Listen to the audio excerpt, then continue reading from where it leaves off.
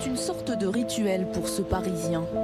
Depuis un an, 2 à 3 fois par semaine, Yves vient ici, au pied de la cathédrale Notre-Dame de Paris.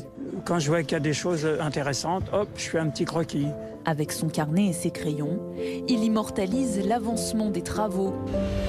Avec les gargouilles qui surveillent que ça soit bien fait. Un suivi du chantier minutieux. Il y a quand même un risque de savoir si ça ne va pas bouger les pierres, les murs, ça, parce que ça fait un tel poids, puis une telle contraction. Maintenant, au moment de la libération du découpage, il peut y avoir des risques.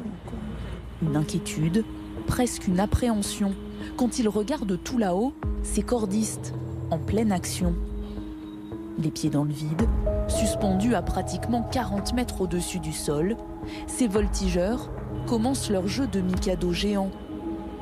40 000 pièces métalliques, imbriquées et désormais fondues les unes dans les autres, qui doivent être démantelées et déplacées avec une agilité extrême.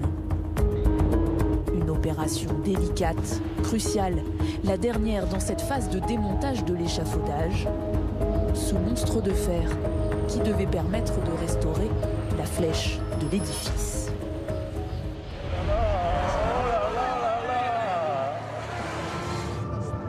Il y a un peu plus d'un an, le cœur de Paris s'embrasait.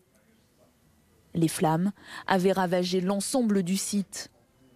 Un incendie, alors que la cathédrale était en plein travaux. Le 12 avril 2019, soit 3 jours avant le drame, l'échafaudage déjà construit arrivait à mi-hauteur du bâtiment. Il avait d'ailleurs servi à la dépose des 12 statues d'apôtres qui entouraient la flèche.